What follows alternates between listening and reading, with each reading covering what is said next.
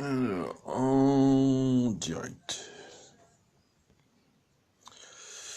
Ouais. Bonjour. Alors, eh bien, voilà, vous êtes avec moi. Alors, je m'appelle Fabrice Besson et je suis pasteur et mon premier ministère, je suis prophète pour les nations, ou prophète tout court.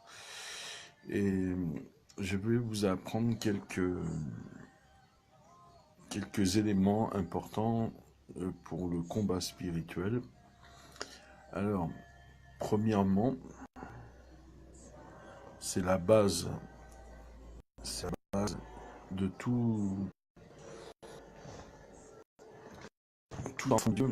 C'est d'abord la sanctification, de marcher dans la crainte de Dieu, d'être humble de cœur et d'avoir une vie de prière par l'intelligence et aussi une vie de prière par le don du parler en langue. Alors le don du parler en langue, c'est celui-là.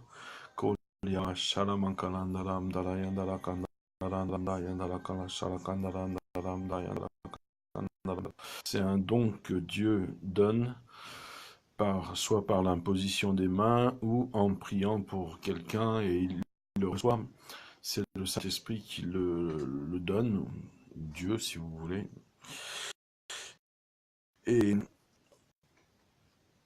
après, vous pouvez parler en langue quand vous voulez, quand vous pouvez vous arrêter quand vous voulez.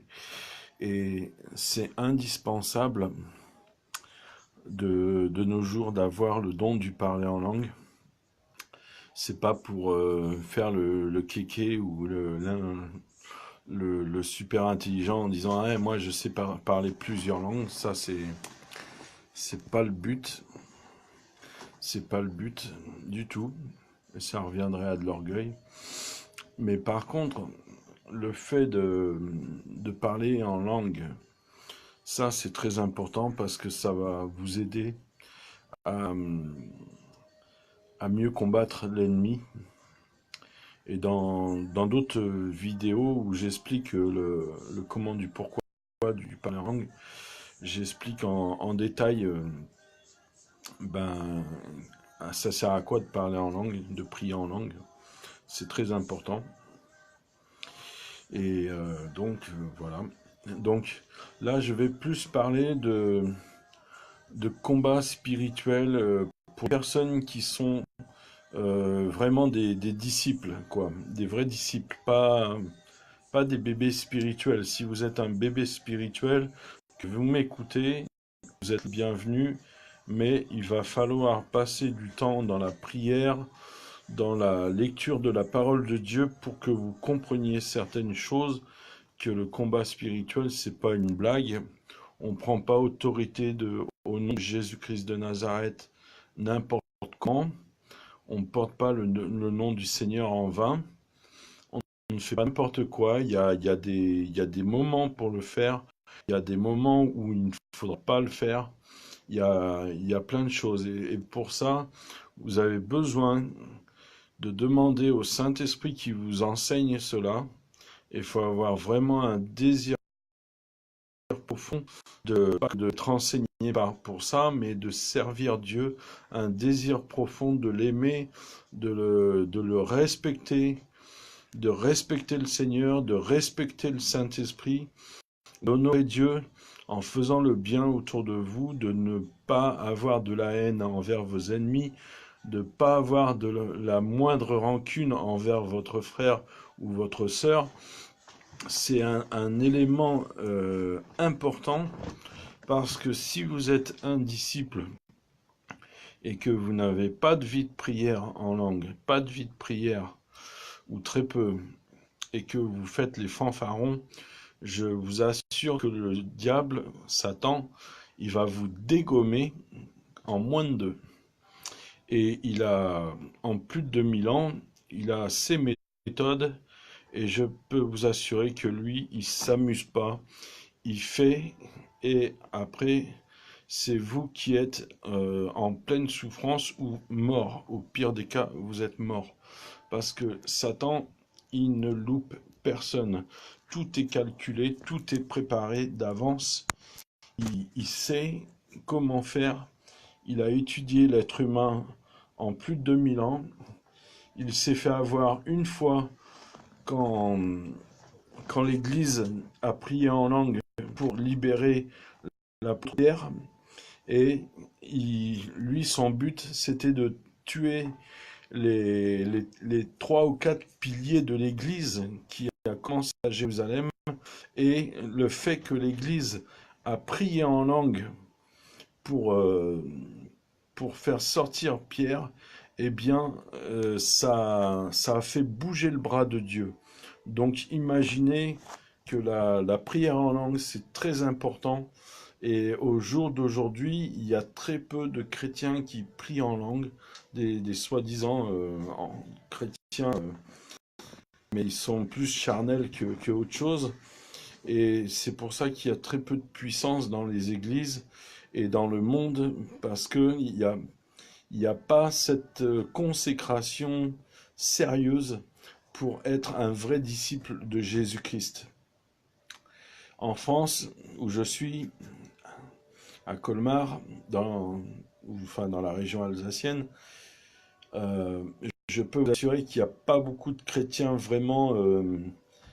Il y en a peut-être deux, trois, pas plus. J'en vois pas d'autres. J'en ai pas rencontré d'autres. J'ai plus rencontré des chrétiens charnels qui pensent qu'à leur nombril et qu'à leur salaire. Ils ont peur de partager, ils ont peur de plein de choses, mais de faire la volonté de Dieu, que dalle, il y a que dalle. Donc c'est vraiment des vrais chrétiens charnels qui vont à l'église adorer un Dieu, je ne sais pas lequel, parce que moi, quand on adore Dieu, on l'adore en esprit et en vérité. Et en vérité, c'est-à-dire qu'on marche en tant que vrai disciple, on pratique le bien, on ne pense pas mal de l'autre et toutes ces choses. Donc, pour moi, ben, la plupart des chrétiens ici en France, ce que je vois, c'est des chrétiens archi-charnels. Et je suis content que le Seigneur, il est sage, il, euh, il va permettre à ce que son Église ici en France soit épurée par des petites choses que je ne peux pas vous expliquer parce que vous comprendre, vous ne comprendriez rien. Vous n'arriverez pas à comprendre ce que je veux vous expliquer, donc ça ne sert à rien de rentrer dans des détails comme ça. Mais par contre, je vais vous expliquer parce que ça, c'est mon expérience et j'ai gagné des combats spirituels grâce à ça. Donc, ce n'est pas mauvais. C'est pas parce que c'est pas marqué dans la Bible que c'est mauvais. Je le fais bien sûr au nom de Jésus-Christ de Nazareth, mais j'ai une certaine méthode que j'applique et, euh, et ça marche. Alors, je vais parler pour les serviteurs de Dieu, vous qui êtes serviteurs de Dieu, que vous soyez pasteur, apôtre, prophète, évangéliste, docteur, ou je crois que je les ai tous dit, je sais plus, là j'ai un petit trou de mémoire, c'est par rapport à mes petits problèmes de santé. Euh, Apôtre, prophète, évangéliste, docteur de la loi, enseignant si vous voulez, c'est pareil, euh, et pasteur.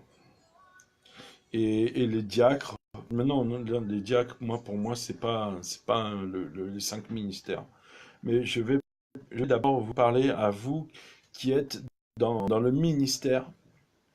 Je vais vous faire un rappel, c'est très important, je vais vous faire un rappel qu'il est très important que vous ayez au moins minimum 5 heures de prière dans la journée, 5 heures de prière par jour. C'est le minimum pour moi, pour un serviteur de Dieu, c'est le minimum pour être en connexion parfaite avec le cœur de Dieu. pour savoir la volonté de Dieu et les plans de Dieu. Donc moi, la conviction que j'ai, je fais totalement, je vous donne ma façon de faire. J'ai une totale confiance au Seigneur. Et ma confiance est vraiment totale. C'est-à-dire que je prie 5 heures en langue pour telle ou telle situation. Et je laisse Dieu diriger ma vie.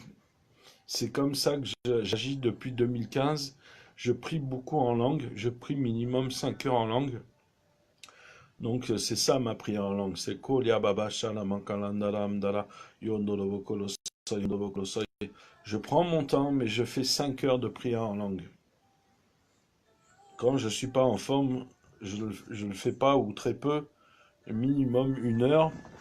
Ou alors, si je suis vraiment fatigué, je remets mon esprit au Saint-Esprit et je demande au Seigneur de venir à mon aide. Et il y a des jours où je suis en repos et c'est le Saint-Esprit qui me garde. Et quand je suis dans des longues périodes malades, eh bien, le Seigneur me couvre de son ombre et il me garde. Et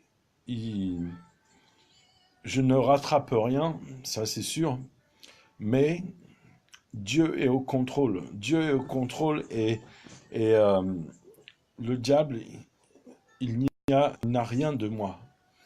Je reprends l'exemple de Jésus-Christ, c'est que le diable, il n'a rien de moi.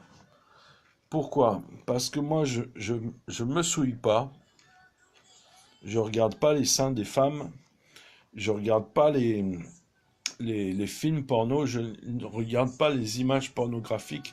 Je demande au Seigneur de me sanctifier 24 heures sur 24. Enfin, à chaque fois que je vois quelque chose par inadvertance, que mes yeux se retournent et je me tombe devant quelque chose qui est impudique, qui est immoral, je demande au Seigneur dans ma tête, Seigneur, sanctifie mes pensées, sanctifie mon âme, sanctifie mon esprit. Dieu m'est témoin que je vous dis la vérité. Je ne fais pas dans la légère. Je suis vraiment sérieux et je peux vous assurer que Dieu m'utilise à sa manière. Et puis voilà.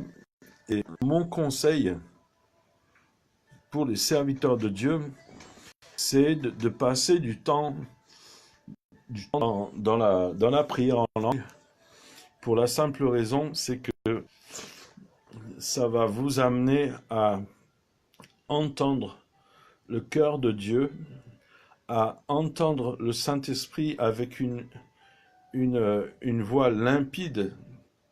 C'est-à-dire que quand le Saint-Esprit va vous parler, même en plein milieu de la louange de l'Église, le Saint-Esprit va vous parler dans votre cœur, dans votre oreille, et vous allez avoir aucun doute, vous saurez pertinemment que ce que vous entendez, ce n'est pas votre pensée, ce n'est pas celle de Satan, mais c'est le Seigneur qui vous parle. Donc, serviteur de Dieu, je vous demande le plus grand sérieux. Le plus grand sérieux est de demander au Saint-Esprit. Et la première des choses que je vous demande aussi, c'est très important, avant que je vais vous dire autre chose, ne manquez jamais de respect au Saint-Esprit. Il n'est pas un chien.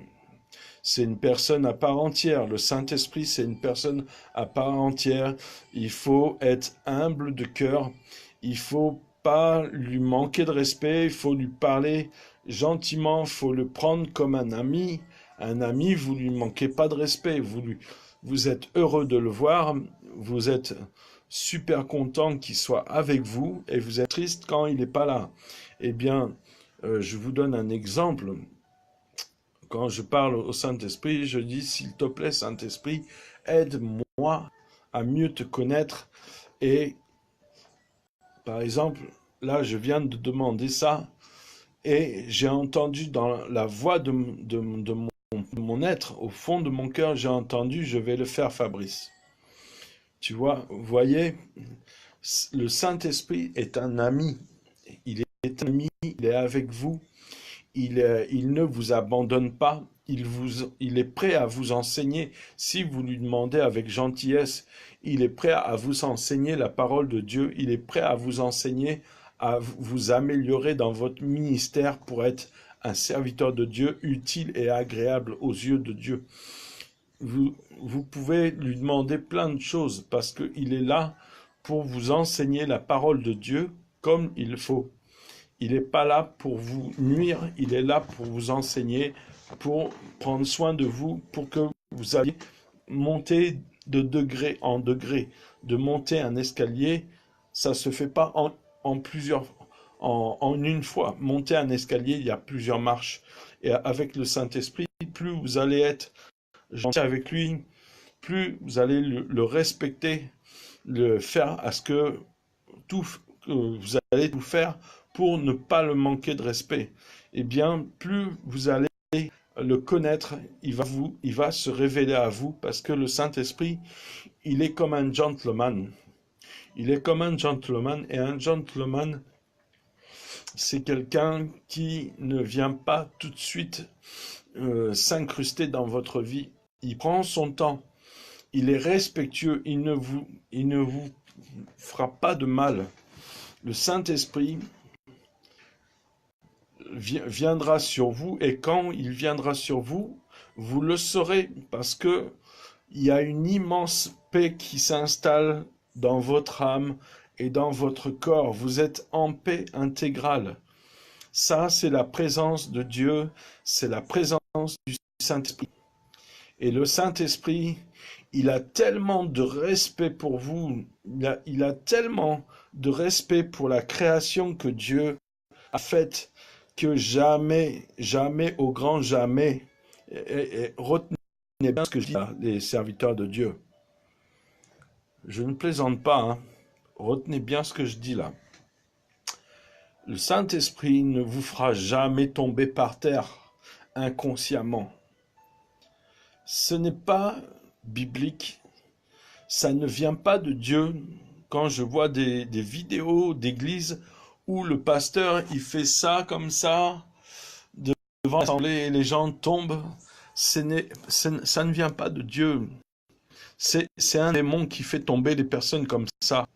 Les démons, ils ont des dons que Dieu leur avait donnés avant qu'ils soient déchus.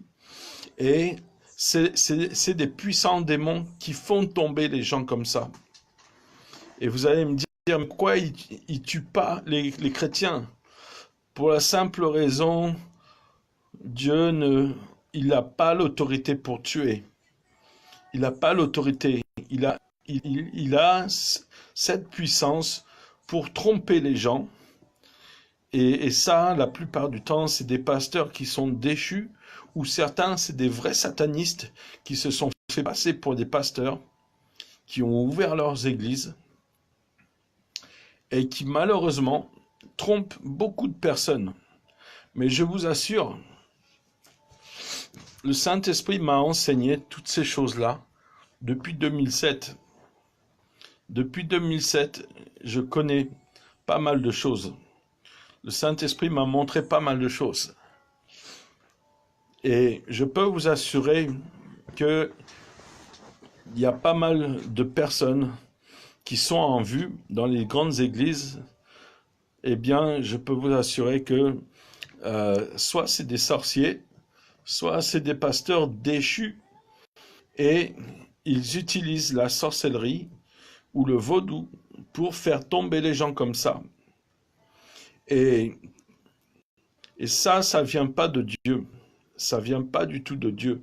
Et si vous, en tant que serviteur de Dieu, je vous parle à vous, serviteur de Dieu, si vous êtes un véritable serviteur de Dieu et que vous désirez vraiment la présence de Dieu, que les gens se convertissent à Jésus-Christ et que les personnes soient délivrées et que les personnes aient une vie en abondance, il va falloir passer du temps dans la prière en langue. Il va falloir beaucoup passer, je vous ai dit le minimum 5 heures pour un serviteur de Dieu. Hein. Pour le minimum c'est un cœur, un serviteur de Dieu. Moi, ça m'est déjà arrivé de prier, mais j'étais poussé par l'esprit. J'ai prié jusqu'à 10 heures en langue. De temps en temps, je bois un petit verre d'eau, comme là, hop, je prends ma bouteille. Voilà. Et je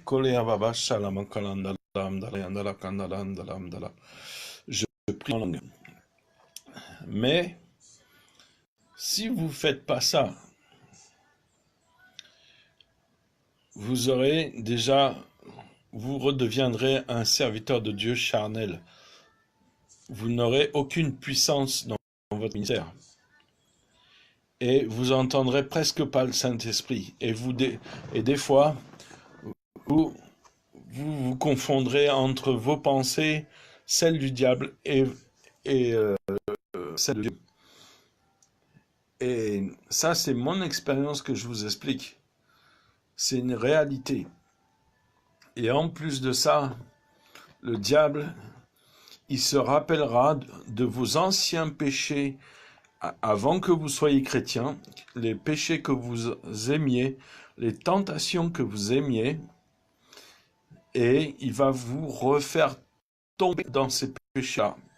Si tu aimais la fornication, il va t'envoyer des sirènes. Vous, en Afrique, ils appellent les sirènes des eaux. Mais il va envoyer des femmes pour te faire tromper, pour que tu sois le pasteur infidèle, le pasteur qui couche avec les femmes de l'église. Il va te faire tomber dans ça.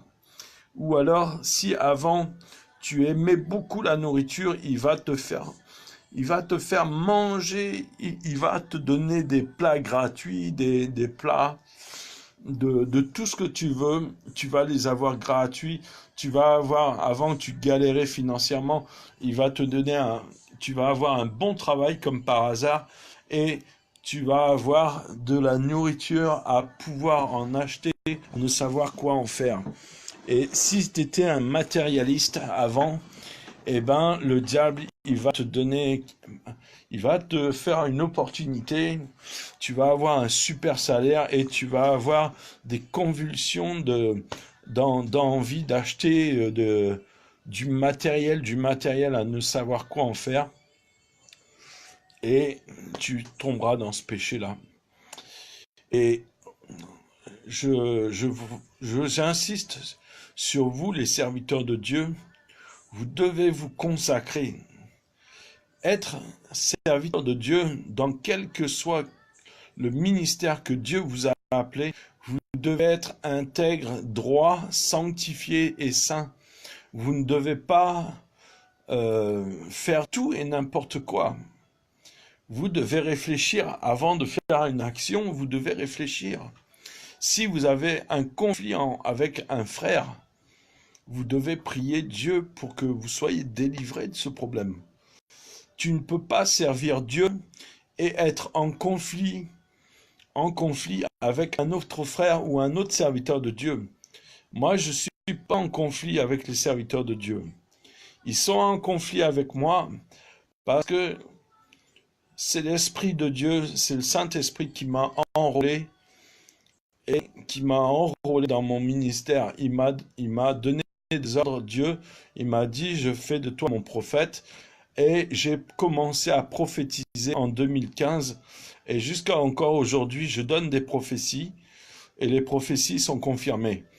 Et il y a quelques temps, en 2017, je crois, j'ai fait le Seigneur m'a appelé à être pasteur, et j'ai commencé un ministère. J'ai commencé à faire une formation et j'ai eu un titre honorifique.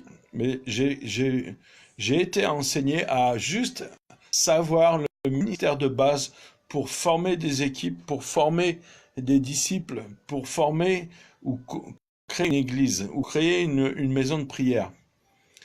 Mais je n'ai pas fait les 3 ans et j'ai jamais été convaincu d'aller faire des études bibliques. J'ai jamais été convaincu de ça. Moi, j'ai cette conviction que Dieu m'a enrôlé et c'est Dieu qui m'a formé. et je n'ai pas été formé par des hommes. Dieu m'a ordonné de nourrir son peuple et je le fais sur la page de combat spirituel. J'enseigne et comme là encore aujourd'hui, j'enseigne et je bénis Dieu parce que Dieu, quand les hommes bloquent d'un côté, Dieu ouvre une porte d'un autre côté. On m'a toujours voulu me bloquer parce que mes prophéties sont tout le temps justes et ça rend jaloux et j'ai été plusieurs fois méprisé en Alsace et dans d'autres endroits aussi j'ai été méprisé, mais surtout en Alsace j'ai été méprisé et pourtant je suis dans mon ministère, il y a plein de gens qui ne veulent pas me voir. Alors le Seigneur un jour m'a dit, tu quittes les églises. Donc j'ai quitté les églises, je ne vais plus du tout à l'église, parce que je sais que si je commence à prophétiser, si le Seigneur me donne une parole pour la donner, je sais automatiquement, on va reconnaître que ça vient de Dieu, mais je vais être méprisé. Et là, le Seigneur va se fâcher vraiment, et je pense qu'il il va corriger des personnes qui se rebellent parce que il y a un temps donné, j'ai cette conviction dans mon cœur que Dieu va corriger des personnes comme Ananias et Saphira ont été corrigés par Dieu parce qu'ils ont menti. Ils ont menti aux apôtres et je sais que dans un temps, j'ai cette conviction et même Dieu m'a mis en garde que quand je vais prophétiser un de ces quatre, eh ben, Dieu va frapper les personnes, il va les, il va les faire mourir parce que Dieu est la rébellion. Il a une horreur de la rébellion, rébellion. Donc, euh, moi, je vous encourage vraiment à, à chercher Dieu dans la prière et vous verrez que Dieu va honorer vos temps de prière.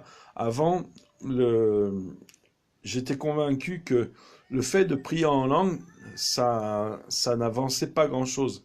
Mais le Saint-Esprit m'a démontré que le fait de passer du temps dans la prière en langue, eh bien, chaque seconde compte devant les yeux de Dieu. Et j'ai eu plus de résultats positifs dans mes combats spirituels en priant en langue pendant 5 heures ou voire plus que en étant en faisant rien. Donc maintenant, je vais vous parler du combat spirituel. Même si vous êtes serviteur de Dieu, ça peut être très utile dans votre ministère. Donc je vous encourage à être humble et à être comme un étudiant, à m'écouter. Je vous en serai très reconnaissant si un jour j'entends que vous m'avez dépassé et qu'il y a des milliers d'âmes sauvées. Je bénis Dieu pour ça. Donc, quand je fais du combat spirituel, je dis au nom de Jésus-Christ de Nazareth, ou Père Céleste, avec l'autorité que tu m'as donnée dans les lieux célestes et sur terre, je fracasse toutes les puissances sataniques, toutes les puissances démoniaques, je les pulvérise dans le nom de Jésus-Christ de Nazareth. Pourquoi je dis ça? Pour la simple raison, la parole est créatrice. Si vous avez cette conviction que quand vous priez, que Dieu intervient, Dieu agit, si vous êtes convaincu que quand vous priez, qu'il se passe quelque chose dans les lieux célestes, alors certainement dans les lieux célestes, la même prière est à l'action. J'espère que vous me suivez parce que j'essaie de parler avec des mots tout simples. Je suis pas un grand scientifique, donc vous n'aurez pas des mots super. Mais j'essaye d'être simple pour que vous compreniez, parce que l'enseignement, pour que vous compreniez, et que mon désir, c'est que vous mettiez en application tout de suite. Ce que je vous enseigne, c'est que vous le mettiez en application. C'est pas intéressant que d'enseigner et que les gens, ils ont du mal à mettre en application après. Moi, mon but, à chaque fois que je fais un enseignement sur vidéo ou même par écrit, j'essaye d'expliquer de la manière la plus simple pour que les gens puissent reproduire, pour que pour que vous soyez des disciples. Voilà. Parce qu'un disciple, eh ben, c'est une personne qui reproduit, qui fait reproduire d'autres personnes, quoi. Donc c'est le but. Donc quand vous priez, donc il y a la même chose qui se passe dans les lieux spirituels, dans l'invisible. Et un jour, j'ai eu un témoignage d'une personne qui me disait qu'elle était prophétesse. Et un jour, elle a dit par inadvertance, ouais, tu sais, Fabrice, les démons sont venus me voir et ils m'ont dit que quand tu pries, eh bien, les démons, ils sont attristés, ils souffrent beaucoup parce que quand tu dis, je fracasse la tête et les reins des démons, je les pulvérise, je les brûle dans le feu de la géhenne. Et, et ça, quand elle a dit ça, ça, ça m'a interpellé. J'ai dit, purée, elle me dit qu'elle est chrétienne, qu'elle est prophétesse, et elle me dit que les démons viennent la voir pour lui dire ça. J'ai dit, il y a un problème là. Soit c'est une sorcière, et là je comprends parce que les sorciers, ou les sorcières, elles ont des contacts avec les démons, et donc elles peuvent communiquer avec les démons. Et donc je voyais que ça, il y a que ça. Il y a que ça qui est le plus logique possible. Pour un Européen qui m'écoutait, je sais que le peuple africain, il serait mort de rire parce que vous, les Africains, vous savez ce que je suis en train de parler. Mais un Européen, il va pas capter, il va me dire je suis fou. Il faut m'emmener chez les fous. Sauf que dans le continent africain, vous savez de quoi je parle. Vous savez très bien de quoi je parle. Donc, pour en conclure, c'est que quand cette sœur m'a dit ça, j'en ai déduit que,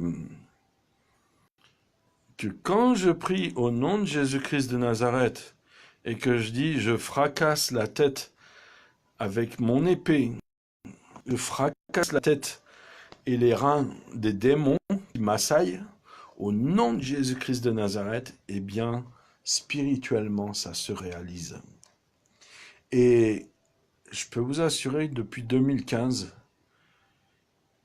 Satan n'a pas donné sur moi, il n'a rien de moi. Et c'est pas de l'orgueil, hein. C'est que vraiment je vis dans la puissance de Dieu, celle qui est réelle, c'est-à-dire que quand je fais du combat spirituel, j'ai la victoire. Et le diable, eh ben, il est comme il est dit dans la parole de Dieu, résistez au diable et il fuira loin de vous. Parce qu'il y a une chose que vous devez savoir, c'est que Satan, il s'acharne, mais à un moment donné, il se dit, oulala, lui, il est trop puissant, on reviendra beaucoup, beaucoup, beaucoup plus tard. On va s'acharner sur les gens qui sont faibles, mais lui, il est dangereux. On reviendra beaucoup, beaucoup plus tard. Et c'est pour ça que dans les périodes où vous êtes en paix, où vous êtes tranquille, vous sentez qu'il n'y a pas d'attaque.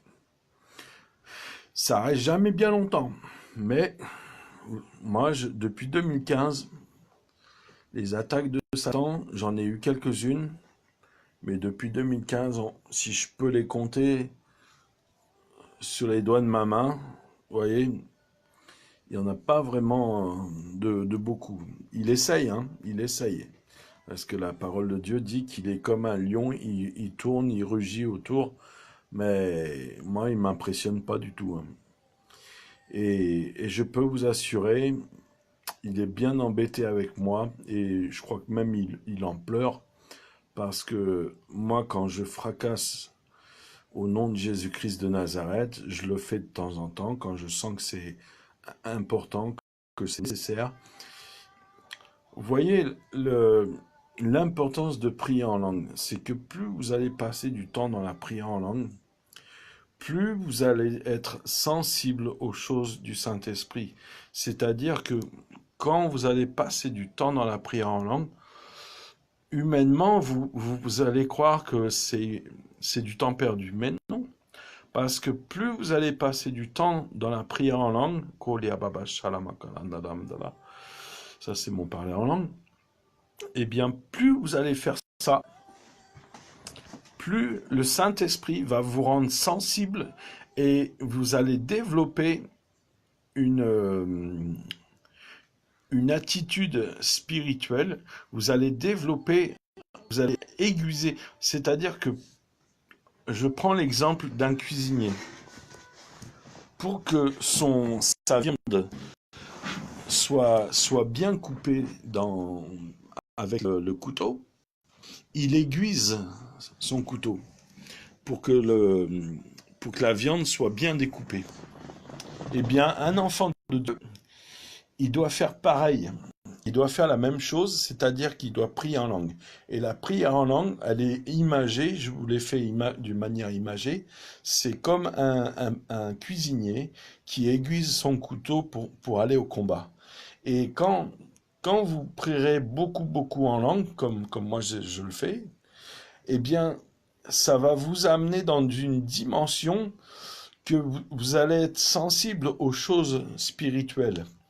Et quand Satan va essayer de vous attaquer, eh bien, aussitôt le Saint-Esprit va vous avertir au moins 1 ou 2 jours à l'avance, avant que l'attaque arrive. Ou alors, des fois, moi, ça m'est arrivé au minimum 30-40 minutes avant que je me fasse attaquer. Par exemple, j'ai eu une fois, je vous fais un petit témoignage, j'ai eu une fois, c'était un sorcier qui a voulu m'attaquer, et donc j'étais endormi, je dormais, et le Saint-Esprit m'a réveillé dans mon sommeil. J'étais encore en train de dormir, mais il a réveillé mon esprit, et à un moment donné, j'ai vu un serpent noir venir vers moi, et le Saint-Esprit m'a réveillé complètement. Il m'a réveillé mon esprit, il a réveillé mon âme, et je me suis réveillé. Et j'ai dit, je voyais toujours la vision, hein. C'est-à-dire que de mon sommeil jusqu'à mon réveil, j'avais la vision devant mes yeux que je voyais un serpent qui, qui, qui avançait vers moi, un serpent noir. Et moi, je me réveille tout en voyant cette vision et je dis, Satan, tu es démasqué. Au nom de Jésus-Christ de Nazareth, va-t'en. Ça sert à rien. Tu es démasqué.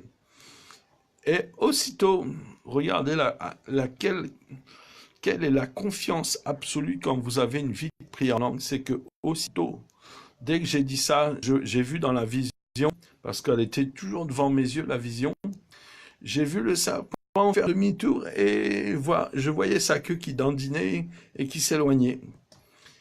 Et je me suis rendormi comme un bébé. Vous voyez, ça c'est la confiance en Dieu. Plus vous passez du temps dans la prière en langue, plus vous allez avoir confiance en Dieu et vous allez avoir ce désir de dépendre totalement de Dieu. Et il y a quelque chose qui est vraiment génial, c'est que quand vous passez beaucoup de temps dans la prière en langue, il y a l'amour de Dieu qui vient et qui commence à déposer soit des fardeaux ou alors déposer une direction, un chemin dans votre vie. Et moi, le Seigneur m'a mis mon premier chemin sur mon cœur, c'est le ministère prophétique et la préparation au ministère pastoral. Et il m'a préparé pour aller servir Dieu au Canada. Et d'ici 1 an, je vais y aller. Dans le temps de Dieu, je vais y aller. Et, et ça, c'est un chemin qu'il a tracé sur mon cœur et il m'a demandé de jamais m'en séparer. Et à chaque fois que j'ai commencé à me séparer de ce chemin que le Seigneur avait tracé dans mon cœur, à chaque fois j'étais troublé dans mon âme et j'étais désorienté spirituellement. Mais à chaque fois que j'ai recommencé à suivre ce chemin, la paix aussitôt venait s'installer durablement. Et à chaque fois que j'ai suivi ce chemin, je ne manquais de rien du tout. Même si j'avais un petit peu d'argent ou pas du tout d'argent, je ne manquais de rien. Depuis 2015, j'ai vécu des hauts, des bas, des travers. Mais je peux vous assurer que je ne manque de rien. Bon, c'est normal, je suis un peu fatigué parce que les 2 heures du matin, là, déjà. Et donc, voilà. Donc ça, c'est pour vous, les serviteurs de Dieu. Je vous soumets ça. J'exige rien de vous, si ce n'est que la sanctification. Après, faites ce que vous voulez, mais la sanctification, c'est quand même important. Sans elle, nul ne verra le Seigneur. Donc, je vous encourage à persévérer et vous allez voir que ça va pas prendre des mois pour avoir des victoires.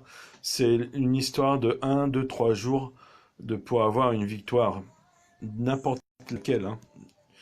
Moi, je prie en langue, c'est seulement les 2 premières 30 minutes qui sont un peu dures parce qu'il y a la chair et il y a le diable qui essaye de distraire à droite à gauche. Mais après, quand je me suis lancé dans la prière en langue, je passe beaucoup de temps. Et donc là, j'ai passé au moins 2-3 heures de prière en langue avant de faire la vidéo. Donc vous voyez, c'est très important. Et je vous encourage, les serviteurs de Dieu, à ne pas dépendre d'autres serviteurs de Dieu. Ce que je veux dire, c'est que l'apôtre est l'apôtre, le prophète est les prophètes, l'évangéliste, il est évangéliste, mais le pasteur, il est pasteur, et le docteur de la loi, il est docteur de la loi. Un pasteur n'a aucune autorité sur les 5 autres ministères. J'essaye de vous faire comprendre ça parce qu'il y a beaucoup d'hérésies. Un pasteur, il n'a aucune autorité dans l'Église. Sa seule autorité, c'est de prendre soin des brebis, de les soigner, de les paître. Mais il n'a aucune autorité pour diriger une église. Ça, c'est entièrement faux, c'est anti-biblique. Un pasteur, il est là pour prendre soin des brebis. Mais la véritable autorité, elle doit être donnée aux anciens. Les anciens dans l'église, c'est eux qui règlent les problèmes de l'église. Et ça n'a jamais été donné aux pasteurs. C'est une fausse doctrine qui a été mise en place et qui perdure encore aujourd'hui. C'est vraiment dommage. Mais normalement, si vous voulez être béni par Dieu, les pasteurs ne doivent pas diriger l'Église. Ils n'ont pas le monopole non plus de prêcher dans l'Église. Prêcher dans l'Église, c'est ouvert à tous les serviteurs de Dieu. Même les diacres, ils ont le droit de prêcher. Les anciens, ils ont le droit de prêcher. Les apôtres, les prophètes, les évangélistes, ils ont le droit de prêcher. Mais un pasteur, c'est pour ça que vous avez beaucoup de problèmes dans les églises. C'est pour ça que vous faillissez à votre mission. Parce que normalement, votre mission, l'onction que vous avez reçue de Dieu, c'est pour que vous paissiez les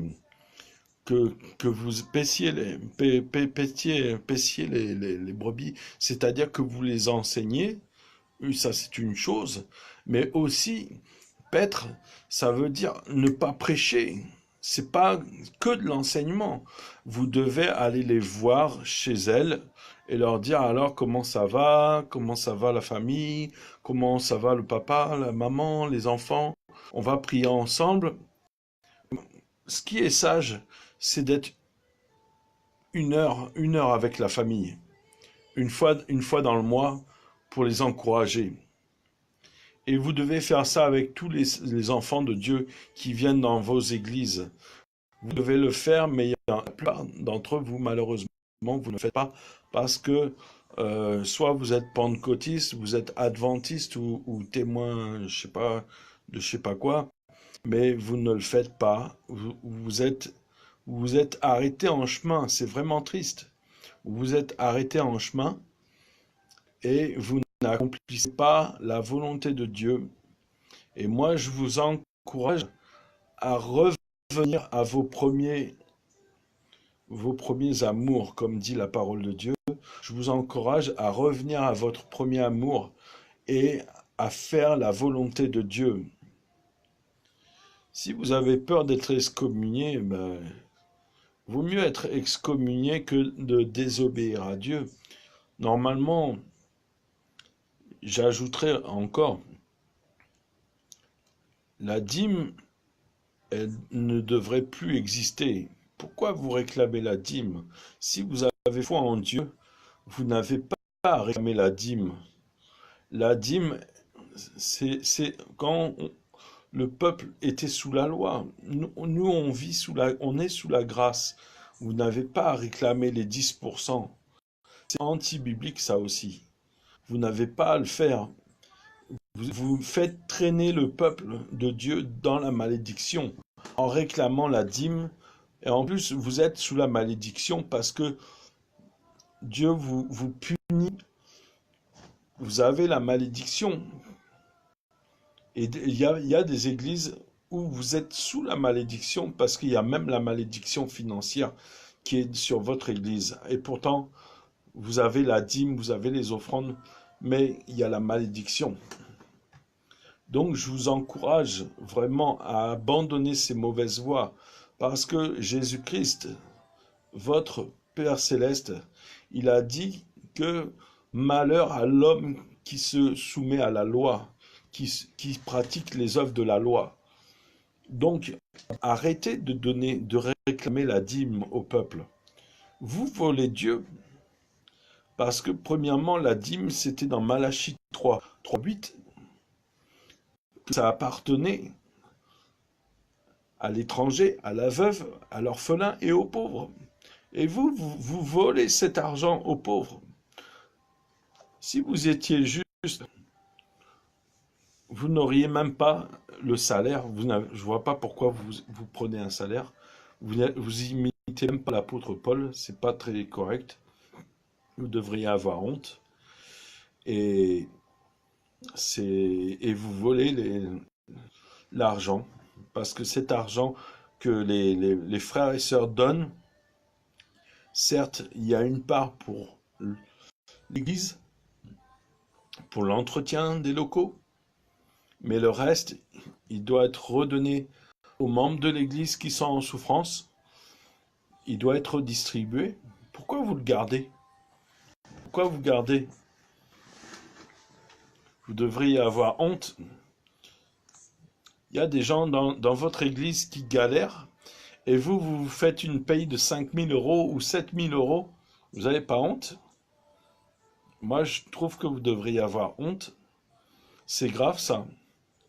En plus, vous volez l'argent de gens qui galèrent.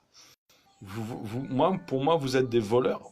Dieu va vous allez avoir des comptes à rendre parce que vous volez l'argent des gens qui galèrent pour travailler, qui galèrent pour avoir un salaire comme ça. Et vous êtes à Zaya, vous avez une grosse somme d'argent. Et c'est pas la Bible, ça. C'est pas l'évangile, ça. Le véritable évangile, c'est que vous gardiez un peu d'argent pour l'entretien des locaux et vous devez travailler, vous devez être à la même hauteur que le peuple, vous ne devez pas être des gens élevés. élevé. Donc, moi, je vous encourage à vous repentir, à vous remettre sur les rails, à vous remettre parce que le jugement va être terrible. Le jugement va être terrible.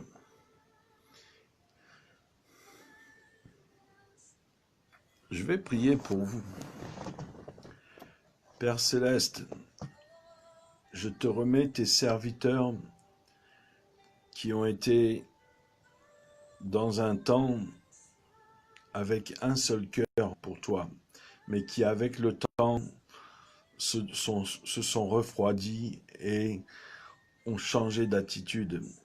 Je te prie de venir toucher leur cœur, de venir transpercer au plus profond de leur âme. Transperce leur âme avec ton épée pour que tu sépares les jointures de la moelle, Seigneur, afin qu'il y ait un renouveau dans leur vie, Seigneur, qu'ils reviennent à la sanctification, à la crainte de ton nom, Seigneur. Viens purifier leur âme, viens purifier leur cœur, viens sanctifier leur vie, Seigneur. Qu'ils se repentent de leurs péchés, qu'ils se repentent de leur iniquité.